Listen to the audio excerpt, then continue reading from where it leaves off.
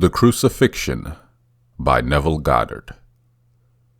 This was originally presented as a lecture by Neville on April 9th, 1963.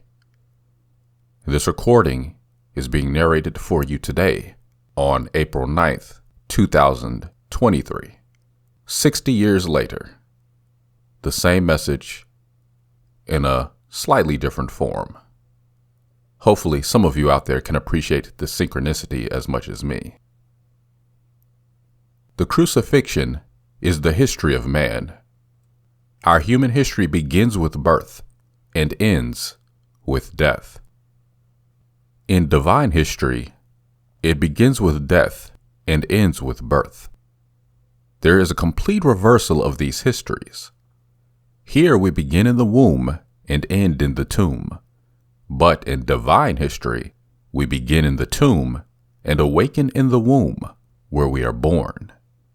Now here in this fantastic drama, I think we have misconceived the part of Jesus Christ and made of him an idol. And having made of him an idol, he hides from us the true God. Let us turn to the book of Luke, chapter 18, verses 31 through 34. And taking the 12, he said to them, "Behold, we are going up to Jerusalem, and everything that is written of the Son of Man by the prophets will be accomplished. For he will be delivered to the Gentiles, and will be mocked and shamefully treated and spit upon. They will scourge him and kill him, and on the third day he will rise." But they understood none of these things. This saying was hid from them, and they did not grasp what was said. We are told that no one understood him. Now believe this, I am speaking to you as I have tried every night from experience. I am not theorizing. I have no interest whatsoever in trying to set up some workable philosophy of life. I really haven't. If I made my exit tonight, it would make no difference to me personally, maybe to my wife and my child, my family, but not to me. This drama begins with the crucifixion. "Unless I die, thou canst not live. But if I die, I shall arise again, and thou with me.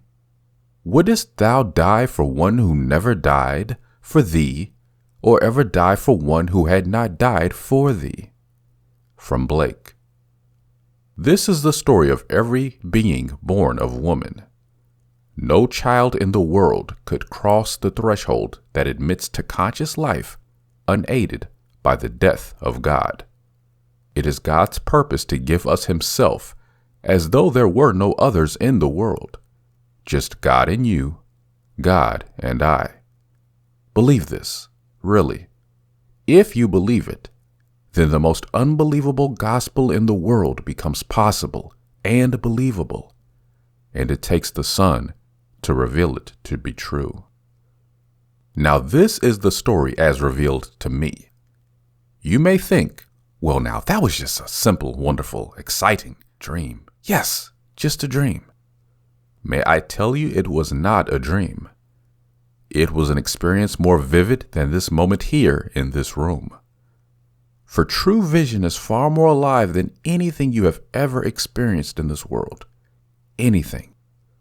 This night in question, I was walking with an enormous number, as though the whole humanity walked in a certain direction, and I was one of the unnumbered.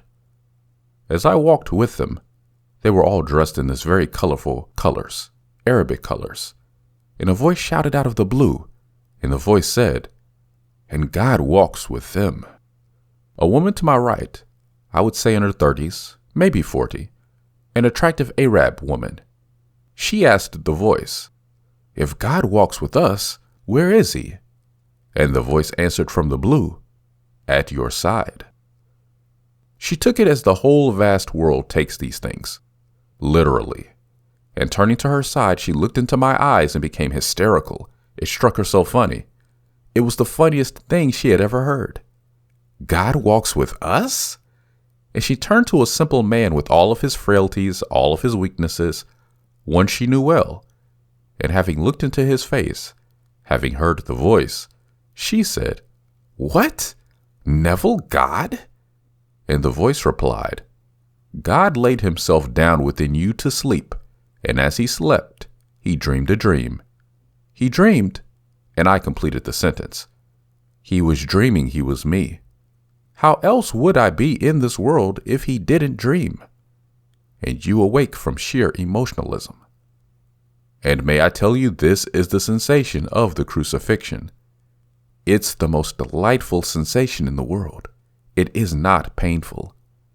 My hands became vortexes, my head a vortex, my feet vortices, my side a vortex. And here I was driven into this body on the bed through my emotionalism, held by 6 vortices, my hand, my feet, my head, and my side. And the delight, the sheer joy of being driven upon this cross, this body. So I speak from experience. It is not a painful act, but it happened in the beginning of time. This was only a memory image returning when I was about to awaken. But in that interval, how long, who knows? The Bible speaks of 3 days between the crucifixion and the resurrection, but that is all symbolism. Blake calls it 6,000 years. He said, I behold the visions of my deadly sleep of 6,000 years, dazzling around thy skirts like a serpent of precious stones and gold. I know it is myself, O my divine Creator and Redeemer. Blake. Here we turn to the drama of this coming Friday all of Christian churches will reenact, and they differ. Matthew chapter 27 verse 46 and Mark chapter 15 verse 34 gave the last cry on the cross as the quotation from Psalms chapter 22 verse 1. My God, why hast thou forsaken me? John chapter 19 verse 20 gives it in the cry, It is finished. Luke chapter 23 verse 46 substitutes the 31st Psalm 5th verse for the 22nd Psalm because he was using Mark's script. But he elaborates on Mark's script, and he substituted Psalm chapter 31 verse 5 for Psalm chapter 22 verse 1. And this is what he quotes. Father, into thy hands I commit my spirit. This is the verse. Into thy hand I commit my spirit. Thou hast redeemed me, O Lord, faithful God. He kept his faith, for he told me, Unless I die, thou canst not live. But if I die, I shall arise again, and thou with me. There came the very act of crucifixion that was in itself resurrection. Yes, an interval of time in between, no question about it. But may I tell you, no one in this world can fail. As quoted in Romans chapter 6 verse 5, For if we have been united with Christ in a death like his, we shall certainly be united with him in a resurrection like his. Everyone in this world will be resurrected, but it takes an interval of time with all the blows in the world to make the immortal garment. Now listen to this carefully. It has been given to me, and you take it for what it is worth. The promise of this begins in Genesis chapter 17, verse 19. The promise of an infant called Isaac, and the whole vast world has the strangest concept of Isaac. The Lord begat Isaac. Isaac is to be bought not as the result of generation, but the shaping of the begotten. Here is God, the unbegotten, shaping himself upon us. And when he completes that shape, and it is perfect in his eyes, then we are born from above. So Isaac is the shaping of the unbegot, but God is not begotten. He is begetting himself on man, the individual man. And when he begot himself in me to his satisfaction, I was born from above and went through the entire series in the interval of 9 months, judged by Caesar's calendar. How many thousands of years prior to that I do not know. I cannot tell you. I would if I knew, for I have no secrets. When I get it, I tell you, but I do not know. The veil has not been lifted to that extent. But I do know that when it pleased him, that which he begot in me, then it took 9 months for the entire series of these mystical experiences as described in Scripture to completely unfold within me. So I can tell you it is going to happen to you. And so there's no time. It took 9 months from the moment of the birth. But when that birth takes place, it is all in God's keeping, and you and I are put through the furnace of affliction. Let no one tell you that you are not going to. Isaiah chapter 14 verse 24. As I have planned, so shall it be. As I have purposed, so shall it stand. And no one will thwart it, but no one. I am inclined to believe that in spite of the pain, in spite of all the things that man plots and plans in this world, there is a definite period. The book of Habakkuk tells me it is, but they won't tell me what the period is. He says, the vision has its own appointed hour. It ripens, it will flower. If it be long, then wait, for it is sure, it will not be late. If it will not be late, and the vision has its own appointed hour, well then, whether Blake is right or someone else is right, I do not know. But I assure you, the last section takes only 9 months, even though you linger for years beyond that 9 months. For you came into your inheritance at that third experience, but the glory of your heavenly inheritance cannot become actual or is fully realized in the individual, so long as he is still in the body. The moment he takes off that veil, called the body, he is clothed in that garment that God and God alone made. God was actually shaping himself upon this garment without my consent, without my knowledge, molding that unbegotten being that he is and giving me himself. So when he succeeded in giving me himself, it satisfied him, that immortal garment that he would wear. So he wears it, for his name is I Am. And may I tell you, in all of my experiences, I never had a change of identity. Never. I have always been aware of being I Am. I have never had any feeling of being other than who I am. And something was taking place in me, and it was God. As we are told, he who began a good work in me will bring it to completion at the day of Jesus Christ. Jesus Christ is a profession that is God, and he will not stop it until he brings it to Jesus Christ in you. But we have taken Jesus Christ and made of him an image, an idol, and having made of him an idol, he now hides from us the true God.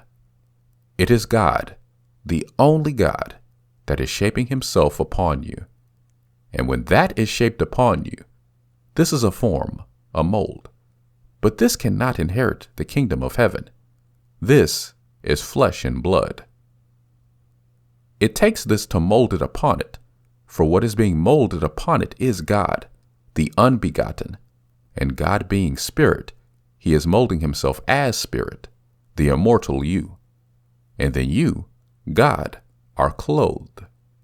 Well, how could you clothe God in form? He is clothing himself in a shape, and that is you. So he begets us. But it began with the crucifixion. The crucifixion does not end the drama, it begins the drama. So every one of us becomes a breathing, living, conscious being because God died for him or her. It's the mystery of life through death, as told us in John chapter 12, verse 24. Unless a grain of wheat falls into the earth and dies, it remains alone. But if it dies, it bears much fruit. It has to fall into the earth and die. And this is the earth, the body, in God's kingdom. And God falls into this earth and dies. He forgets that he is God in his belief that he is man. God actually becomes man that man may become God, and molds himself, this unbegotten being, upon man. And when he is satisfied with that molding process, it is in the eye of God that it's perfect. Therefore, if it is perfect, then God is born in man. So God actually gives himself to us, to each of us, as if there were no others in the world, just God and you, God and I. Believe it. The whole story of the gospel is this story. So the crucifixion, from my own personal experience, is not as the churches depict it. The sorrow comes in between. That interval, be it 6,000 years, I do not know. But in that interval we have to be molded, as we are told in Isaiah chapter 48 verses 10 and 11. I have tried you in the furnace of affliction. For my own sake, I do it. For there is no other way in the world to bring me into that state of perfection and to weave me into an immortal body to receive God himself as my own being. So I went through all the fires of affliction and these fiery ordeals. So don't be concerned. Whom God has afflicted for secret ends, he comforts and heals and calls them friends. Blake. When you and I enter God's Golgotha, as we are told, and when they came to the place which is called the skull, there they crucified him. Luke chapter 23, verse 33. The word skull, which is translated in the definition of Golgotha, another definition is the Holy Sepulchre. So now we know what the Holy Sepulchre is. It is our own wonderful human skull. That's where he is crucified. But he is also nailed upon the cross. He is nailed through the feet and pierced on the side. Now here John gives so much time to the piercing of the side. He does not give the cry of dereliction, my God, why hast thou forsaken me? John only claims, it is finished. And then the soldier shafted into the right side, and out came blood and water. And down through the centuries, they are trying in some way to explain it. They can't explain it on anything that is biological, save that a birth always has the phenomena of blood and water. When a child is born, the water is broken, and there is a flowing of blood and water. This is birth. To understand it, we go back to the 31st Psalm. Into thy hand I commit my spirit. Thou hast redeemed me, O Lord, faithful God. He promised it, and he did it. That is only a symbol of one's birth, which is redemption. So I say to you, don't weep when you see it. Rejoice. It was God's sacrifice of himself because he desired to individualize himself in unnumbered garments in all of us. God can't beget anything other than God, so we are told in the 82nd Psalm. God has taken his place in the divine council. In the midst of the gods, he holds judgment. On God in the midst of gods, all is God. He is asking and begetting this unbegotten being. The cue is given us in the book of Hebrews chapter 5 verse 6. It is called by a different name. It is called Melchizedek. He has no father, no mother, no genealogy. He is telling you who he is. Everyone who is born from above, because God succeeded in giving himself to that individual. That individual has no genealogy. He is God the Father. Believe me. How could he give himself without knowing his Son? I tell you, the whole vast world of humanity is symbolized in a single youth called David. David is the whole world of humanity in the language of symbolism. And the day will come in the second mystical experience in the 9-month period. And here you look at David, and David is your son, and you know it more surely than you know anything in the world. There is no uncertainty when you look into his eyes and you see David, and he calls you, my Lord, my Father. You know it for the first time who you really are. And you turn to the world, and you tell them what happened. But you were told, as I quoted earlier from Luke chapter 18, verse 34. They understood none of these things. This saying was hid from them, and they did not grasp what was said. How can you persuade the individual that the day will come that even this very moment I could take the most Orthodox Jew in the world, if I went to Israel tonight and talked to the head rabbi and asked him if he feels any relationship to David? He would say, only as the greatest of the kings of Israel, but relationship as to myself, no. But he respects the great king of Israel and hopes someday to rebuild the dynasty that is now gone. But he could not feel a relationship. And if I, in his eye, a total stranger, a Gentile, would tell him I am his father, he would spit in my face.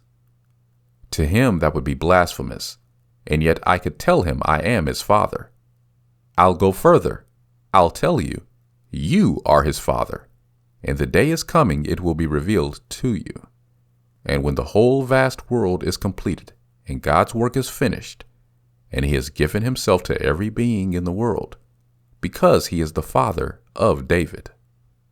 To give me himself, he has to give me fatherhood of David, not just fatherhood. There is no need to give me fatherhood and not the father of his son. His son, yes. Psalm chapter 2, verse 7. Thou art my son. Today I have begotten thee. Then he takes this only begotten son to prove his gift to us by giving us that son as our son. And you look right into his eyes and he calls you Father.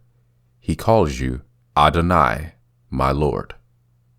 I tell you the day will come when you and I will be the same father of the same child, everlasting eternal youth, that God in the beginning put into the mind of man and molded man into the likeness of himself. Read it in Ecclesiastes chapter 3, verse 11. God has put eternity into man's mind, yet so that he cannot find out what God has done from the beginning to the end. The word translated eternity is the Hebrew word olam. Olam is translated as youth, lad, stripling. Listen to the words and see how we know who he is. The king wants to find out the identity of this fantastic youth that conquered the entire enemy of Israel. So the king says to his lieutenant, Abner, whose son is that youth? And Abner said, As your soul lives, O king, I cannot tell. And the king said, Inquire whose son the stripling is. No one knows. Now the stripling comes in with the head of the giant in his hands, the head of Goliath, the enemy of Israel. And the king said to him, Whose son are you, young man? And David answered, I am the son of your servant Jesse, the Bethlehemite. Now prophecy was made in 1 Samuel chapter 17, verse 2 through 5, that the father of such a lad would be set free in Israel. Now prophecy was made in 1 Samuel chapter 17, verse 2, that the father of such a lad would be set free in Israel. Not the lad. The lad is buried in every being in the world. But the father of that lad, who knows he is the father, he is set free in heaven, free in the new Israel. So when one knows he is the father by actual experience, at that moment he is free in Israel. The 6,000 years of turmoil is over for him. But David is still to be redeemed, to be discovered in the minds of all. And everyone is going to find him. In finding him, they will find the relationship of himself to that lad. And we all will be one, in our name one, when the curtain comes down on the final act of this marvelous play. Blake said, Do not let yourself be intimidated by the horror of the world. Everything is ordered and correct, and must fulfill its destiny in order to attain perfection. Everything is ordered. Everything is perfect. God planned it just as it has come out, and as he willed it. It will be consummated, and no tyrant in the world is going to stop it. He will take all the tyrants in the world and use them in the fulfillment of his purpose, As we are told in Proverbs chapter 16, verse 4, "The Lord has made everything for its purpose, even the wicked for the day of trouble." Everything, not just a few.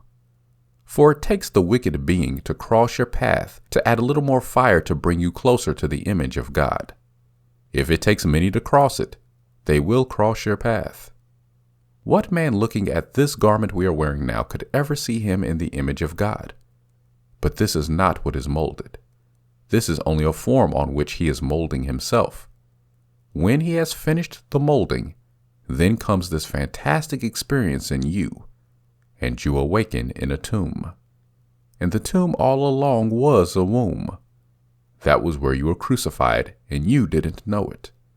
And one day you awake in a tomb, and the tomb is your own wonderful skull, and that is the Holy Sepulchre.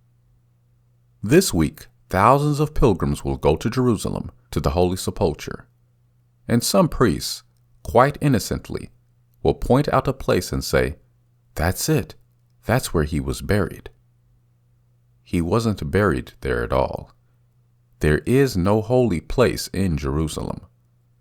The holy place is your own wonderful skull. That is the Holy Sepulchre. That is where he is buried. And that is where he is sound asleep, dreaming with you these visions of eternity until you awaken. When you awaken, you are he, and he is your very own being. It is his purpose to give you himself, and there is no way in eternity that God can give you himself and prove it unless he also gives me his most precious possession in the world, and that is his Son. He doesn't give me his Son to walk the street with me as a companion. He gives me his Son as my Son. So I look right into the eyes of the Son of God and know him to be my Son. Then I wonder, how could this be?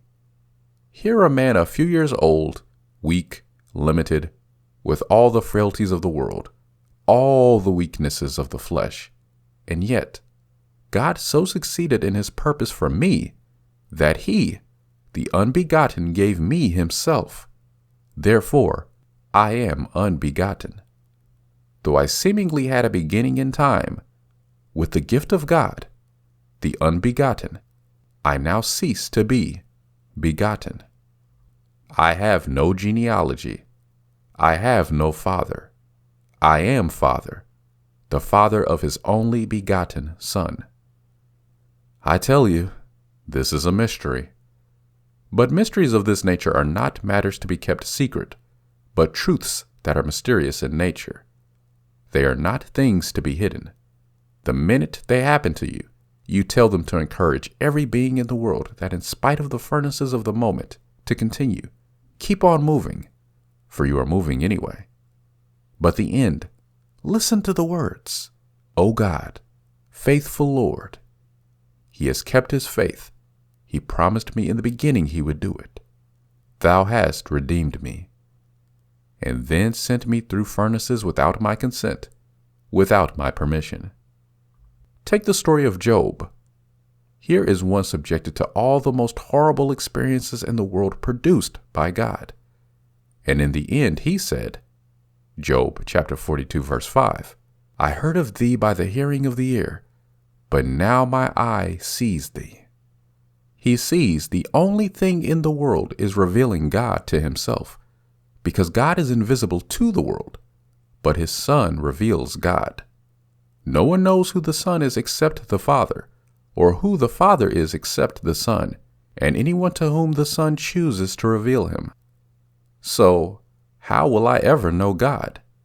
When his Son comes into my world and looks me in the face and calls me Father, then I know God. And yet, in spite of this, may I tell you, the day will come you will still be taken into the presence of infinite love. And you don't have to ask who you are or anyone in the world who he is. As you stand in the presence of infinite love, he embraces you, and you know who he is and who you are. For at that moment of the embrace, you become one with the body of infinite love. Yes, that God is almighty we know, But almightiness and omniscience are but aptitudes of God. God himself is love, absolute love, and I can't describe it except to tell you it is man. When you look at him, infinite love, and he embraces you, and you are lost in the body of God again, one with it. It is your body. And then he comes to the final journey. And now I have told you before it takes place, so that when it does take place, you may believe. John chapter 14, verse 29. So I share with you my experience, and remember it because it is going to happen to you.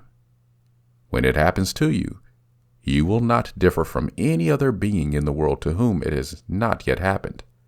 But it is going to happen to every being in the world. But you will be one with those to whom it has already happened.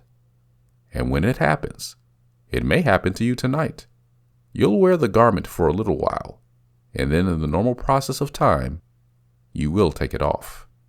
Then at that moment of the discarding of this mold that God used to mold himself, you will be one with the gods. Your entire inheritance is to inherit the kingdom of heaven. Believe me. What that garment looks like, I can't describe it. I can describe the sensation, but it doesn't make sense to anyone in the world.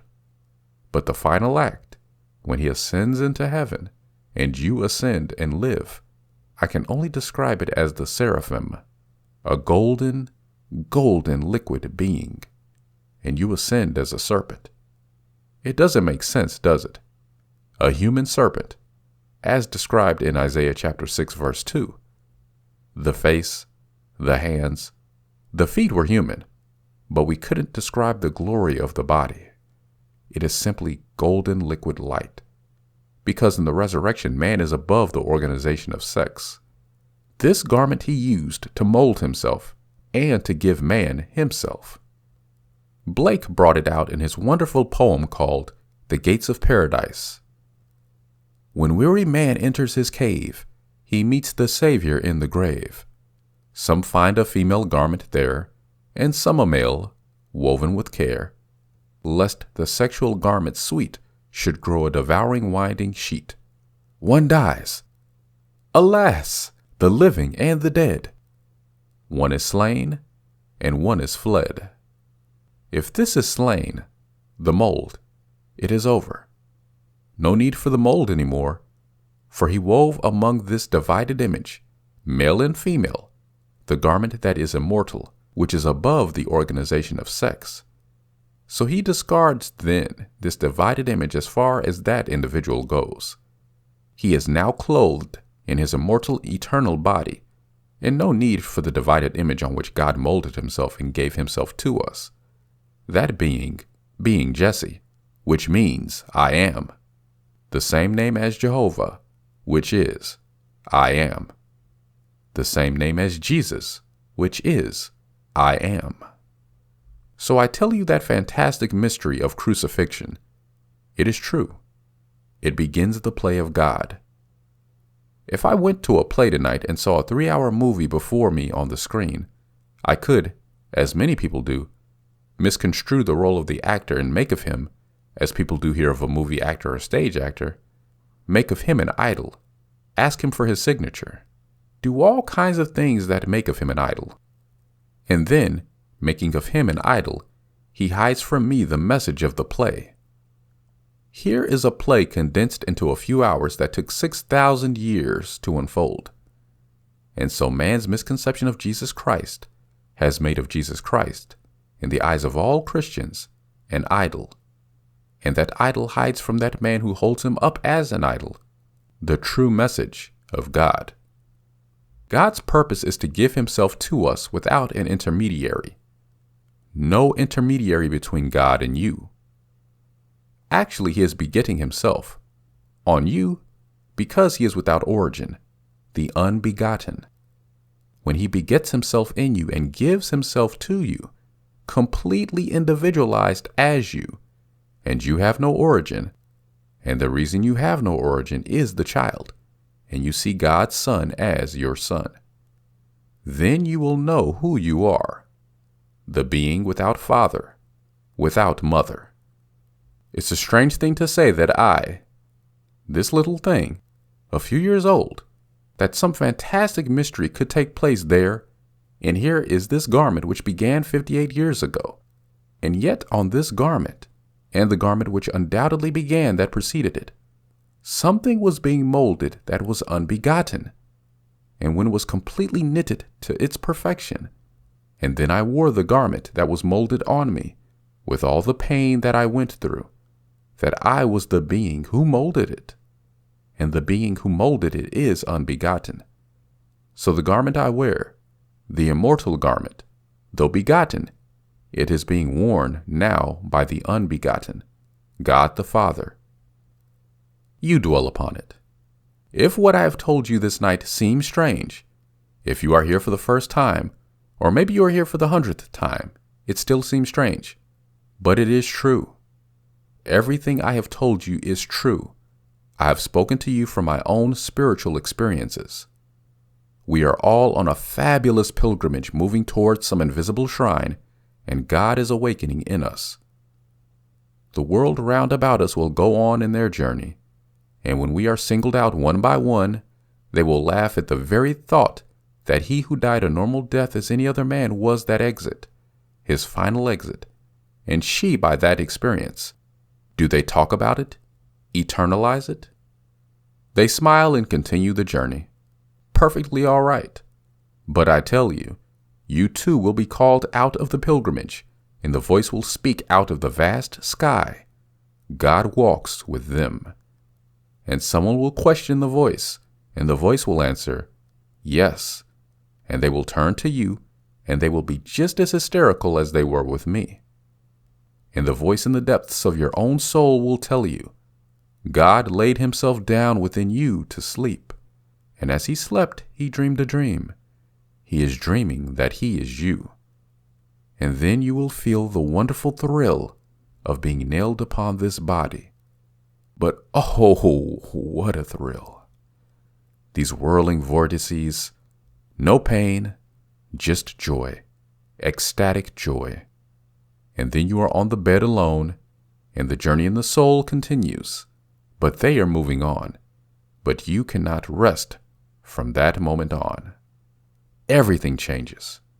You see people as you saw them, and still they are different. You know their future. You know what they are destined to be. That everyone is destined to have the experience, and to remember in that ecstatic moment where unnumbered ages before, he was nailed upon the cross through God's love. Unless I die, thou canst not live. But if I die, I shall arise again, and thou with me. And if God dieth not for man, and giveth not himself eternally for man, man could not exist. And this is the wonderful mystery of life through death. Now here is our story for you this night.